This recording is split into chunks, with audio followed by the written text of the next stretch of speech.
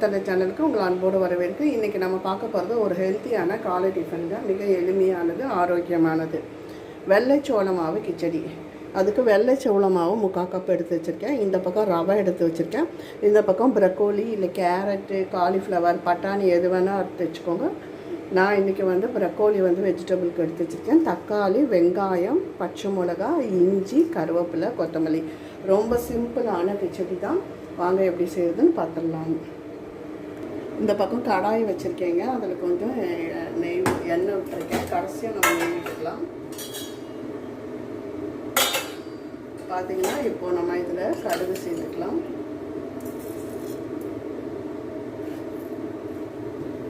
இந்த பக்கம் உளுத்தம்பருப்பு, இந்த பக்கம் சீரகம், இந்த பக்கம் 1/4 ஸ்பூன் சோம்பு சேர்த்து செஞ்சு பாருங்கள். ரொம்ப அருமையாக இருக்கும்.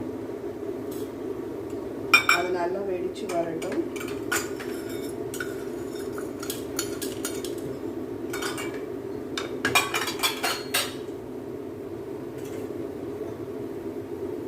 கொத்தமல்லி சட்னியை வதக்கி வச்சுருக்கேன். கொத்தமல்லி, தேங்காய், வத்த மிளகாய், இஞ்சி, புளி, அவ்வளோதாங்க. இது ஆறணுன்னு நான் அரைச்சிட்டு வந்துட்டு அதுக்குள்ளே இந்த கடுகு வெடிக்கட்டும். இப்போது கருவேப்பிலை, கடுகு எல்லாம் வெடிக்காச்சுங்க. இப்போது வெங்காயம் சேர்த்துக்கலாம். வெங்காயம், பச்சை மிளகாய்,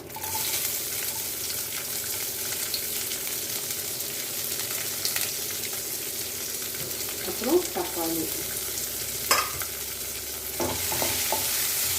கெட்டில் அந்த பக்கம் தண்ணி சேர்த்துருக்கேன்.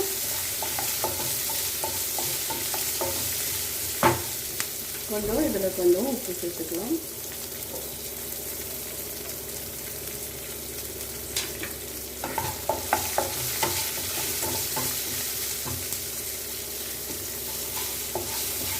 தக்காளி சும்மா ஒரு 3 பிட்டு தான் போட்டிருக்கேன். ஸோ இதோட ப்ரக்கோலி சேர்த்துக்கலாம்.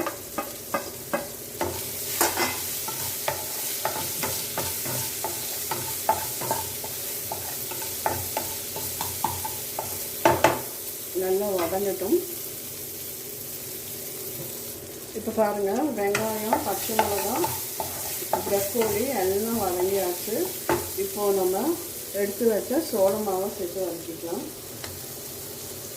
அடுப்பு சிம்மில் தான் இருக்கணும்.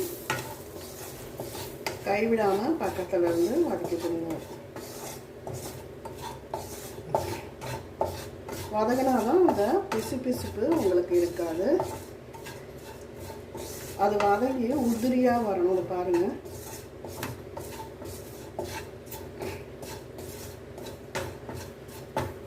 இப்போது ரவையை சேர்த்துக்கலாம்.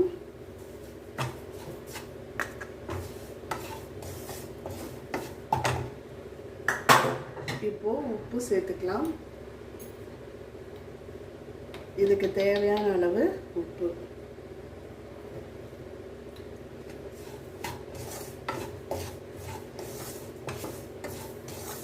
நல்லா ரெண்டுத்தையும், இது ரோஸ்டட் ரவா தான் இருந்தாலும் நம்ம வதக்கி கொடுக்கறது நல்லது.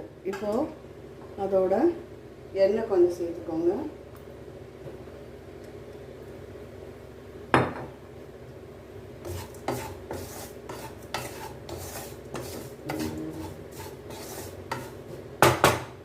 வதங்கட்டும். இப்போ இதோட மஞ்சத்தூள்,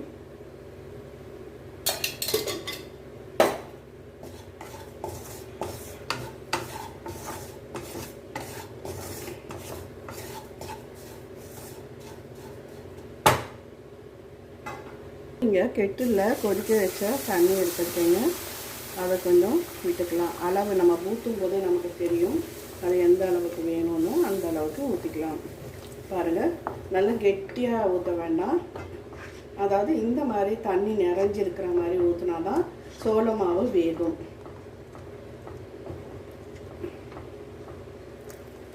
கிச்சடி நல்லா அல்வா மாதிரி இருக்கணும். உப்புமா உதிரியாக இருக்கணும்னு சொல்லுவாங்க. அதனால் பாருங்கள், இந்த அளவு தண்ணி வேணும். அதுக்கு நல்லா கிளறி கொடுத்துட்டே இருங்க கைவிடாமல்.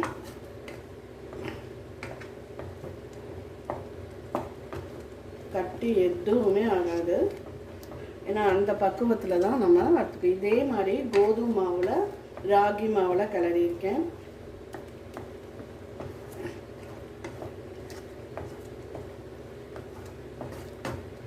இது வேகட்டும். சுற்றி வர கொஞ்சம் எண்ணெய் விட்டுக்கலாம்.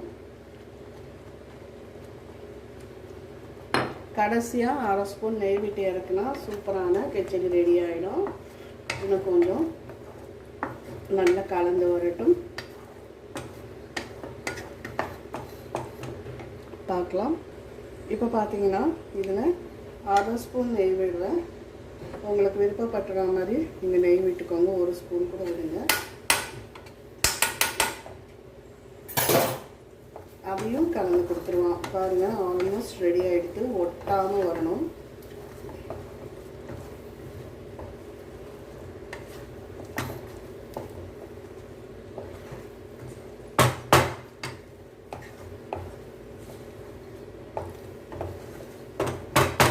அவ்வளோதான். பார்த்தீங்கன்னா அருமையான வெள்ளை சோள மாவு கிச்சடி ரெடி ஆகிடுது. கொத்தமல்லி துவையலும். இப்போ நம்ம அடுப்பை அணைச்சிட்டு தட்டுக்கு மாற்றிடலாம்.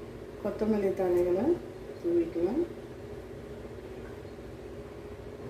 இப்போ பாருங்கள், சூப்பரான ஹெல்த்தியான வெள்ளை சோள மாவு கிச்சடி, ரவா கிச்சடி ரெடி ஆகிடுது. ரொம்ப அருமையாக இருக்கும் சாப்பிட்றதுக்கு. கொத்தமல்லி துவையலோட அற்புதமாக இருக்கும். கண்டிப்பாக இந்த வீடியோ பிடிச்சிருந்தால் லைக் பண்ணுங்கள், ஷேர் பண்ணுங்கள், சப்ஸ்கிரைப் பண்ணுங்கள், கமெண்ட் பண்ணுங்கள். நன்றி, வணக்கம்.